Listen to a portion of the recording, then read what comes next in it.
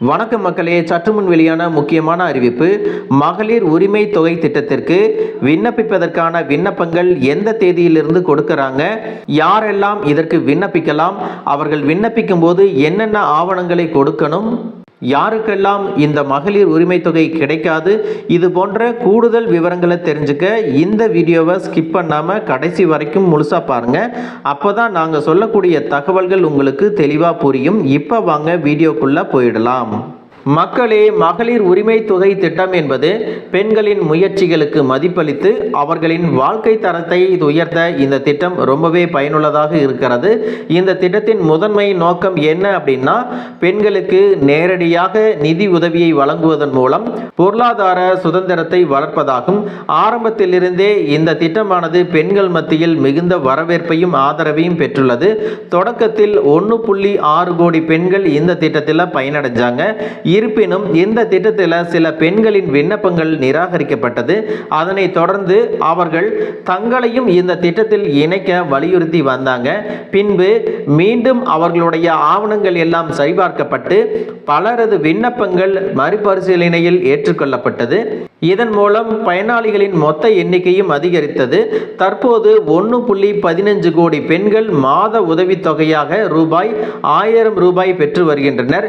இந்த தொகையானது ஒவ்வொரு மாதமும் 15ஆம் தேதிக்குள் அவர்களின் வங்கி கணக்குகளில் வரவு வைக்கப்பட்டு வருகிறது.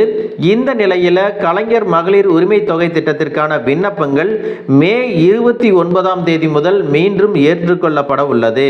இந்த நிலையில் கலைஞர் மகளிர் உரிமை தொகை திட்டத்திற்கான விண்ணப்பங்கள் மே 29ஆம் தேதி முதல் மீண்டும் ஏற்றுக்கொள்ளப்பட உள்ளது. இந்த திட்டத்திற்கு யாரெல்லாம் விண்ணப்பிக்கலாம் அப்படின்னு பார்த்தீங்கன்னா, புதிதாக திருமணமானவர்கள், புதிதாக ரேஷன் அட்டை பெற்றவர்கள் மற்றும் ஏற்கனவே விண்ணப்பித்து நிராகரிக்கப்பட்டவர்கள் இந்த கலைஞர் மகளிர் உரிமை தொகை திட்டத்திற்கு விண்ணப்பிக்கலாம் அப்படின்னு சொல்லியிருக்காங்க.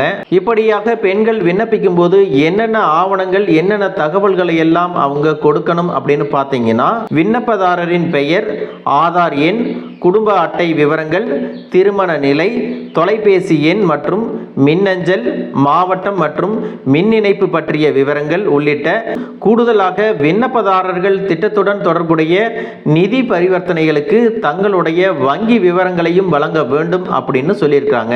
இதுல மிக முக்கியமான விஷயம் என்ன அப்படின்னு பார்த்தீங்கன்னா, விண்ணப்பதாரரின் பெயர் ஆதார் அட்டையிலும் ரேஷன் அட்டையிலும் வங்கி கணக்கு புத்தகத்திலையும் ஒரே மாதிரியாக இருக்க வேண்டும்.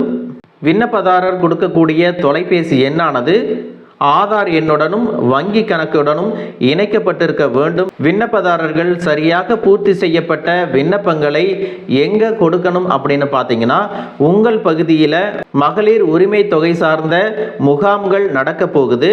அந்த முகாமில் நீங்கள் கொடுத்து இந்த திட்டத்தில் இணைந்து கொள்ளலாம் அப்படிங்கிற மகிழ்ச்சியான அறிவிப்பையும் தமிழ்நாடு அரசு வெளியிட்டிருக்காங்க.